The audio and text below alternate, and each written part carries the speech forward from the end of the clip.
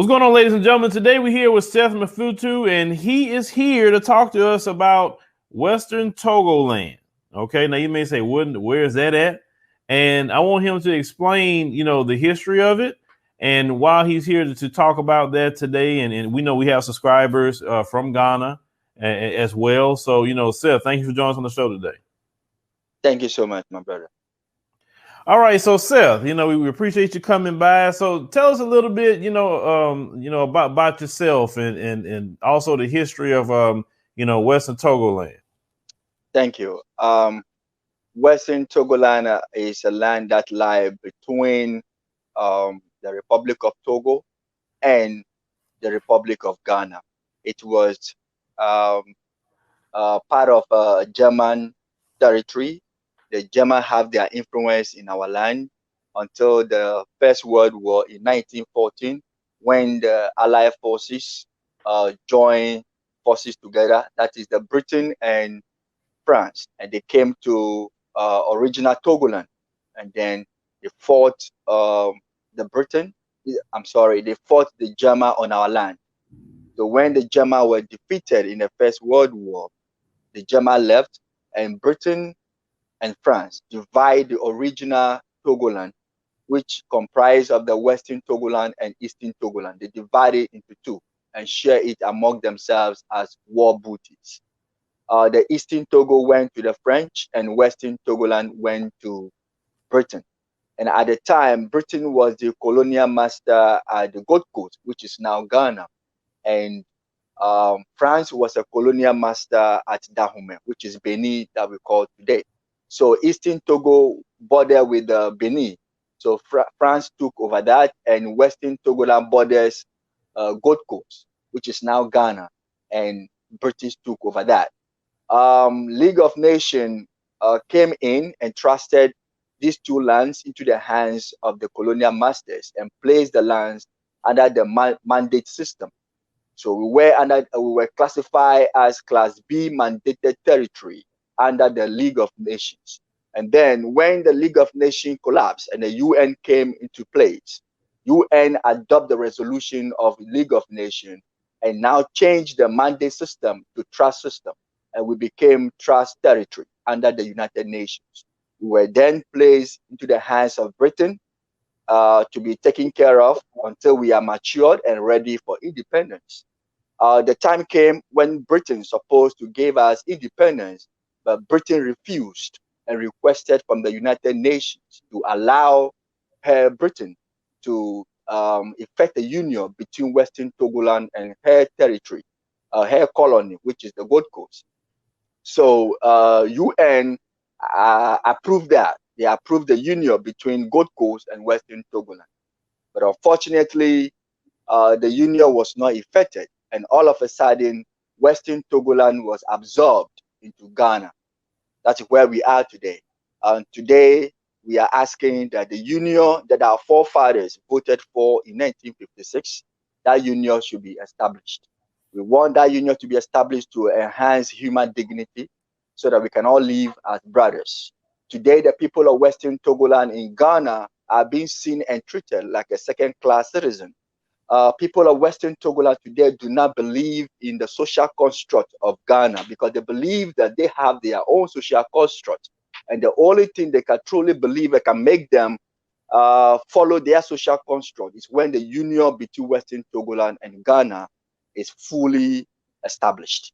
So that's where we are today. That the people of Western Togoland, we are crying that the union between us be established so that we can also be recognized as a human being. We can also be given the respect that we deserve, and we can live in peace and harmony with our neighbor, Ghana. Thank you. Okay, so just some questions that I have. So basically, you know, all this happened between, like, say, the French and the British, and they just kind of took so much of the land to the French side, so much with the British.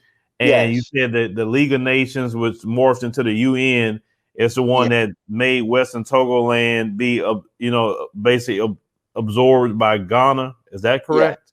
Yes. The French and the British, they came together and fought German. The German was on our land. The German was on the Togoland. The Togoland was Okay, a one land so you're that the saying basically, have a German influence until okay, the First World War. And you understand that the First World War was fought in Europe, not in Africa. So sometimes it is difficult to understand why Britain and France can join forces together and come to Africa and fight German on a land that does not belong to the German. So when German was fought, German don't have soldiers, they don't have a military on our land because the land doesn't belongs to them. They were only using the land to produce cotton to grow the German economy. And you will agree with me that the history let us know that the First World War was against the German influence because the German was growing economically, was growing in power. So the First World War came against German, where the Allied forces, everything was against German. So they brought a war to our land and fight German. So German lose. They lost the law. so while you had a break, because and correct me if I'm wrong, because of course I know World War II was against Germany and the They Nazis, defeated, yeah, they defeated Germany. So they but divide the land into two. but you mentioned in World War I, and we Yeah, know that was World the War I wasn't fought. yeah We that wasn't fought in African soil. We know that. yeah, that was the First World War, or World War One, that American would say. That was the World War One. That was 1914, and that is how the land, the Togoland, that's how it was divided into two, into Eastern and Western. So the Eastern went to French, and the Western went to the British. Okay, so the Germans they left, um, and they just went right back to um, Germany. They were just the end of it, and then they left and just was France and Britain was there. So I'm just trying to recap. So they carved up the land. So let me ask you a question: why are you guys still listening to the United Nations about your land? I'm just curious about that because it seems like everyone else, starting from the Berlin Conference, have said what should happen in Africa, right? Yeah, And it seems like on the continent, you guys are still abiding by the Berlin Conference because why do we have borders? Why do we see 54 different countries? Why can't you mentioned you guys want your own land, and I understand that, but if we make another country, let's say you get Western Togo land back, like that'll be 55 countries. Like, how could we as Black people have a superpower with 55 different countries if you get Western Togo land back? How? Oh, okay. It's not because that we want Africa to unite. We want Africa to be a one country. We're not going to dwell on that. Because of that, we should sell our birthright. When you belongs to a place, you need to have that place. Citizenship is a one thing that nobody can take away from you. But Western Togolanders, like you said, during the Berlin Conference in 1884, if my memory serves me right, that was the scramble of Africa. These European powers, they actually identified Togoland as a complete independent land. It's the land that was not colonized by anybody. It was a land on its own until the First World War came and all these misfortune happened in our land. Today, we are saying that United Nations gave us to Britain in a trust, we were under the trusteeship council, so we were trust territory, and the UN gave our land to Britain to be nurtured to independence. And the same Britain, when the time came for Britain to give us independence, Britain requested that a union between Western Togoland and her colony, Gold Coast, which is now Ghana, be effected. UN approved that. And our people were asked to vote in a plebiscite in 1956 to determine whether they approved the union or not. And truly, they voted in favor of union. So we are asking that this is very simple thing we are asking. We are saying that the union that our forefathers voted for, we should have that union established. We are not asking to break away from Ghana to form a new country that you refer to as the 55th country. No, that's not what we are asking for. All that we are asking for is that the union that our forefathers voted for should be established. You are in Houston, I'm in New York. It is fact that New York is in a union with America. That is why the New York have a governor on her own. And your country, your state, you also have a governor on your own. It's the same thing, but it's the same one country, America. So we're going to have the same country called Ghana, but the union must be established for us as a Western Togolanders to restore our dignity on our land. That is all that we are asking for. We are not asking too much. We are not asking to break away from Ghana.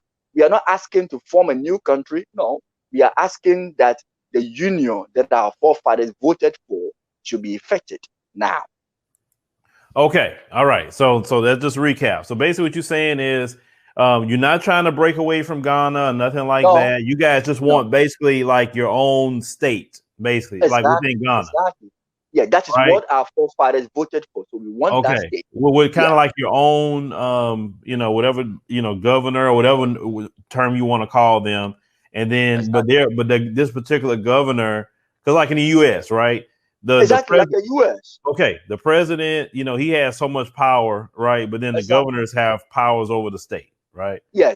So the governor have the state powers, and the federal power belongs to the central government. The same thing if we have our union established, we will have the state power belonging to us, and the Ghana and the Gold Coast will have they will have their own state powers, and the central government control everything. And we Western Togolanders will also be given. Brother, hold on. I get you. So have anyone went to President Nana about any of this, or the central government in Ghana? Has anyone started to talk to them about this? Sure. We've written not to only Nana Akufo-Addo. He is now the president. Not only him, all his predecessors.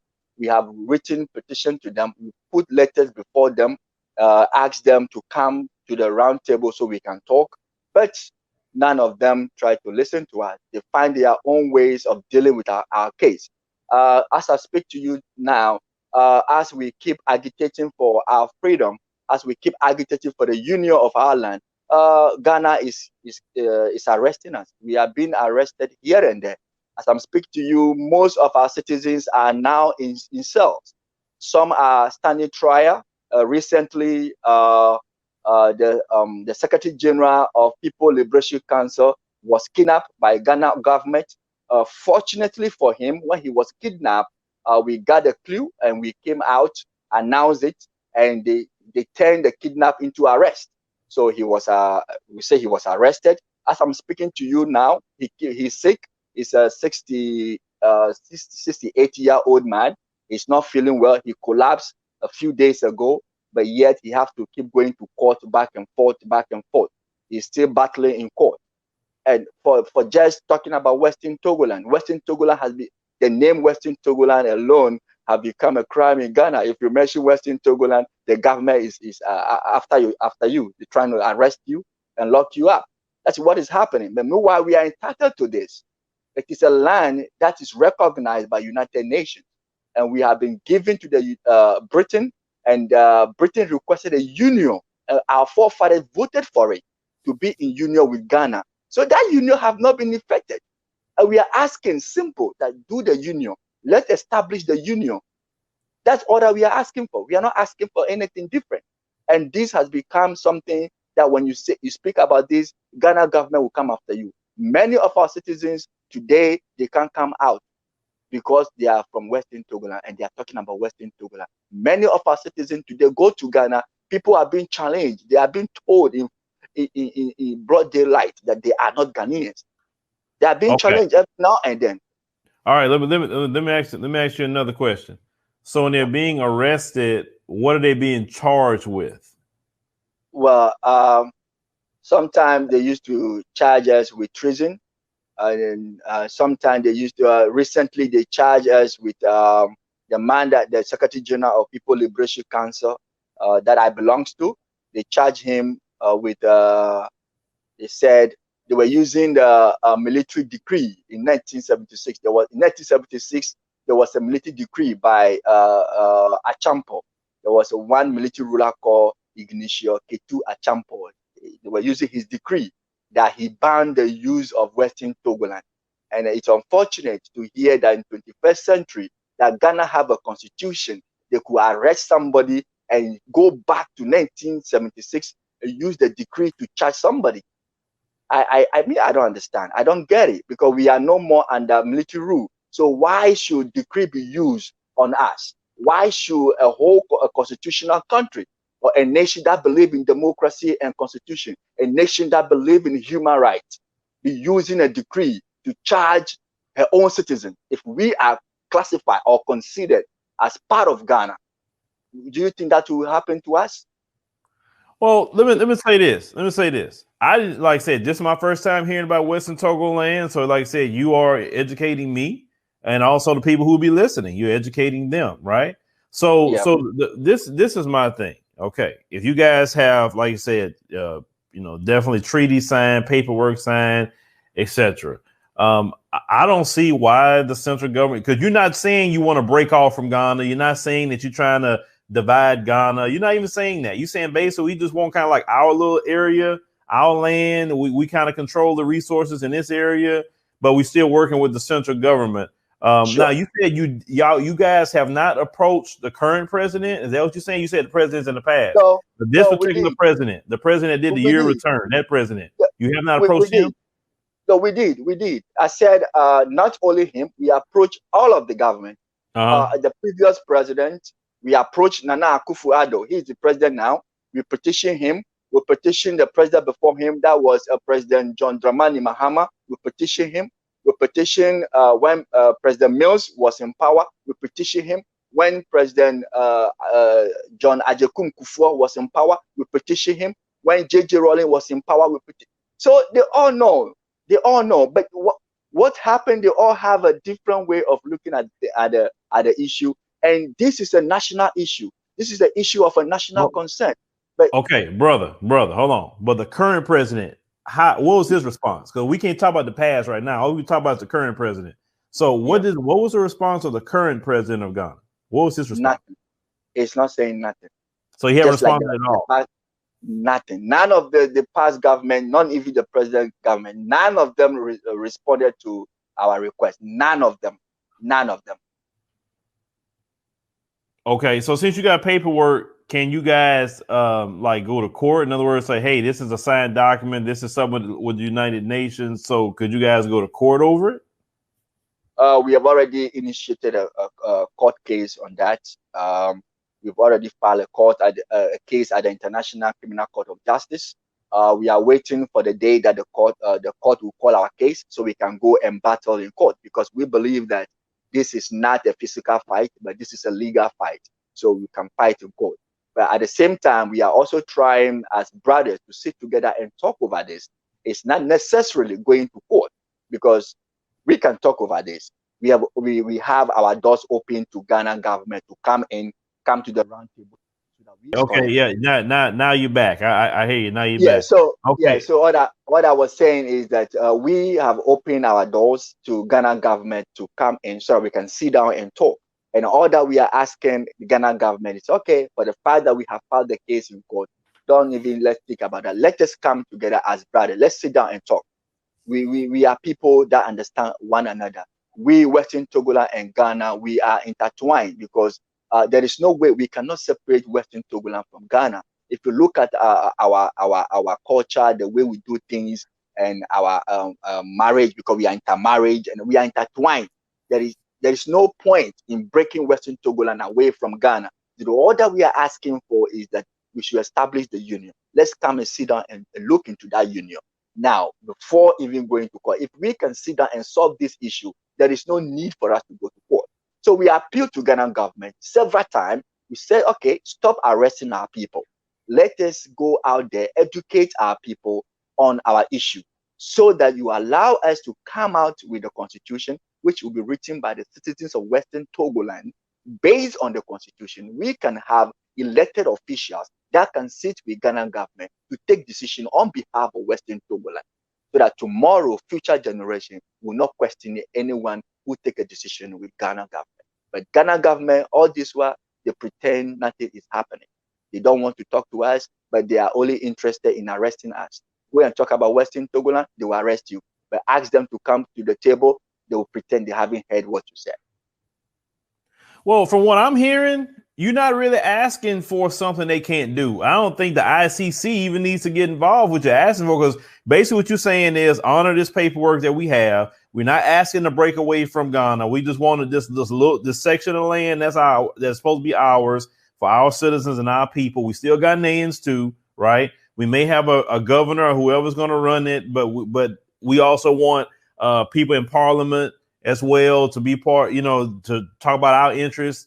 I don't really think that it's like treasonous to me, because it's like you're not trying to break away from the government. You're not trying to break away from the president. You're not doing anything. Sure. You're just saying honor this paperwork. I don't really see something wrong with it. I guess you are also surprised when our members have been arrested and charged with treason. We were arrested in I'm very surprised. Yeah, and we were charged with treason, and we went to court, and we won the case. A sitting judge who is being paid by Ghana government, the judge was very clear. He said to us that you people are not Ghanaians. You came and joined this country through plebiscite, through voting. If you want to get out, you can go the same way and get out.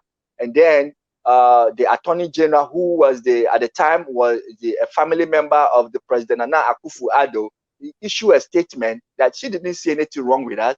They should let our people go and ask them to sign a bond on peaceful behavior. And they signed a bond of peaceful behavior for 6 months, which now it expired. It passed over 6 months now. And you can see we have been doing this thing for a very long time. We have been very peaceful. We have been applying all the applicable laws. We have never broken any law. We have never engaged in any violence. But the fact that Ghana government is arresting us and charging us with treason, that alone is inciting violence into the people. And we have pleaded with Ghana government time and again that stop arresting our people, because you are inciting violence into these people. They are family members. You arrest these people, you put them to cell, you take them to court, they leave their family behind. Some of these men you are arresting, they are the breadwinners of their home. They leave their children and wife. Now they are hungry. Nobody is there to feed them, and you keep them in your cells for nothing. Even this COVID-19 era that people are even scared to go in public. You arrest old men and put them in a cell with people without even observing the health protocols. So this is becoming something. And when Ghana government continue like this, a time will come we will not be able to control the anger of our people. Ghana government is making the work difficult for some of us, because we have been able to bring the anger of our people to a level that they cannot strike. But if you keep arresting them and doing this thing, a time will come we can't control them anymore. And then when something happens, they will come and blame us. They say, oh yeah, the people from Western Togoland, they are doing this. But people didn't realize that this violence was nurtured by Ghana government themselves. Okay, all right. We don't want that to happen. Okay, exactly. We don't want to see, brother. We don't want to see another Liberia or no civil war or nothing like that. Not over something this. We don't want to see that either. We don't want to see that either. Okay. That's what we are trying to do.